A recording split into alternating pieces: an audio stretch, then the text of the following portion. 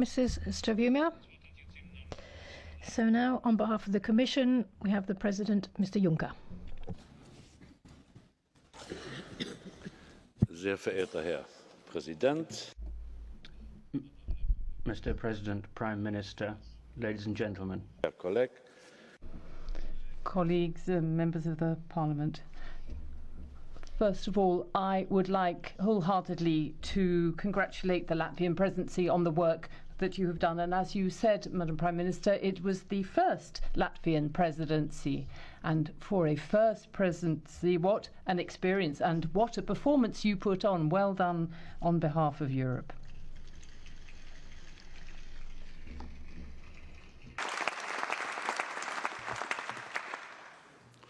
ceux qui n'aiment pas l'Europe sont incapables de... And those who don't like Europe are unable to pay compliments to those who serve Europe. I think that you have done sterling work, and I would really like to congratulate you on what you have done. And first of all, I would like to thank you most of all for being able to take on with open arms a number of proposals that the Commission put forward either at the very beginning or just before your presidency or the very beginning of it. In particular, the investment fund plan. And I think you have really done excellent work. And for the Council, the Commission and the Parliament, you have managed to steer this project through and bring it to a good conclusion. And in paying homage to you, I also pay homage to the European Parliament, who did everything that they had to do. So we have had an ambitious presidency, and given that, the Commission did not hesitate to put forward a number of proposals. You mentioned some of these, the Energy Union, the Capital Markets Union and others, and all of this was possible because the Commission felt that they were being carried along by a very ambitious presidency. And let me also pay my respects to your very talented negotiators. And it is true that since the entry into force of the Treaty of Lisbon, the role of the Prime Minister and the foreign ministers has changed somewhat. We have a permanent president of the Council, and so it no longer falls to a Prime Minister to chair the European Councils. We have the High Representative who chairs the Foreign Affairs Councils. We have a permanent president of the Eurogroup, so it's no longer the Finance or Economy Minister who would chair that meeting. So the work has changed. Now, when I was Prime Minister of Luxembourg, I actually had to chair the Council, the ECOFIN, the Eurogroup meetings as well, and so I really do understand what the constraints are, what the honours and what the unfortunate elements are of a presidency. But I think you really managed very elegantly to run this presidency, and I would like to pay my respects to you, to the excellent negotiators you had, and the very good work that was done by your permanent representative. We are geniuses, of course, those of us who are presidents and prime ministers, but compared to those who do the real work, well, we don't compare. So I would really like to pay my respects and pay homage to all of those.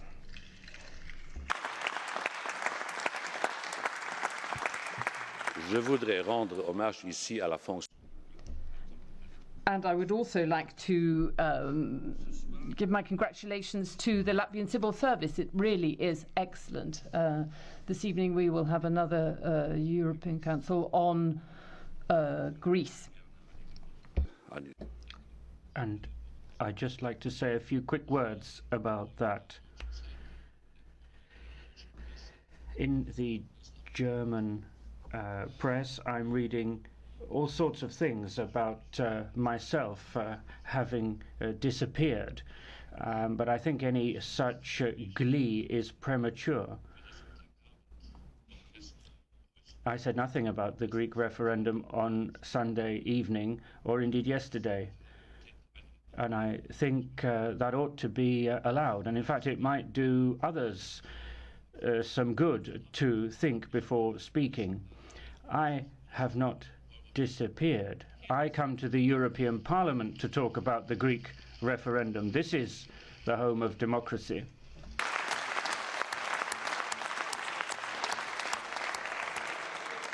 schnelle Interviews in der Presse. Quickfire interviews to the press are no substitute for debate in the European Parliament. Either you respect the European Parliament or you don't, and I do, because I am accountable before the European Parliament, and hence this is where I come to speak. Ich möchte Folgendes sagen. And I'd like to say the following. I don't want to start with this, but I'm going to anyway. The European Commission has been criticized in certain member states over Greece, especially in countries where they speak the language I'm speaking now. The fact is, the European Commission needs to be able to speak its mind? Or does the European Parliament want the Commission to be an institution of technocrats? I am not a technocrat. I shoulder political responsibility. Ich fände es trotzdem erstaunlich.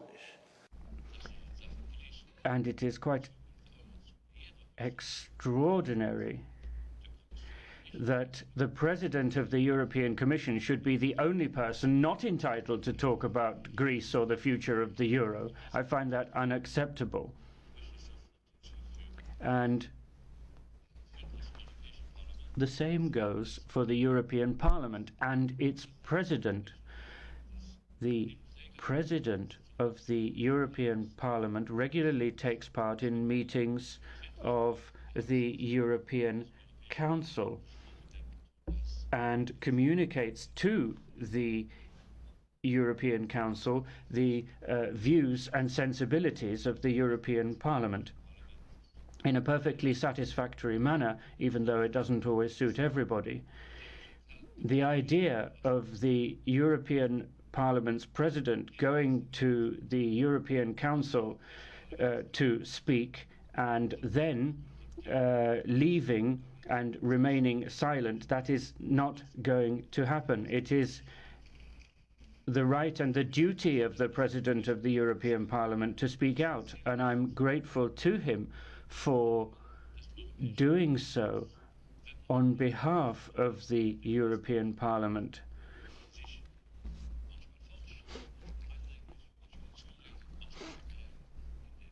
I think it is to be welcomed that the President of the European Parliament speaks out, however sensitive some of the things he says, and whether or not he actually has a formal mandate. The European Parliament is surely no paper tiger. And now to the European Council and Greece. We're told we must respect the Greek people's vote, and I'll certainly do that. The voters of Greece, the citizens of Greece, have spoken, and I'd like to understand what they said. A question was put to the Greek people about something which doesn't exist. Ich könnte Sie jetzt mal fragen, wie im Detail. Perhaps you would like to explain to me in detail what the question was that was put to the Greek people. But maybe that would be too much of a circus. Herr Juncker. Herr Juncker, warten Sie mal einen Moment. Just a moment, Mr. Juncker. Ich gehe mal davon aus, dass die jetzt ihr Mütchen abgekühlt haben. Ja. No, I think we'll be able to carry on in a moment. Sicher Zwischenrufe machen, meine Damen und Herren. Aber Ladies and gentlemen, Mr. Coburn, we've missed you in the last few weeks. Everybody's entitled to shout out comments, but not to take the floor uninvited. I don't like to be interrupted, but sometimes I like to be interrupted by those who constantly interrupt me. Intensiv darüber. We really do need to understand what it means to understand the vote of the Greek people. The Greek people voted no by majority on a text that is no longer on the table. On Thursday last week, I negotiated with the Greek Prime Minister and the Greek government, and the Greek Prime Minister knows very well that the question that was put to the Greek people did not represent the situation that existed on Sunday. I shall therefore be calling on the Greek Prime Minister to explain the Greek vote, because the question is irrelevant, as anybody familiar with the negotiating process knows. Now, that doesn't mean that we should now argue about details. We have to put our little egos, and in my case very large ego, away, and we have to deal with the situation we face. I continue to believe, and I shall always believe, that a Grexit should be avoided. I am against a Grexit.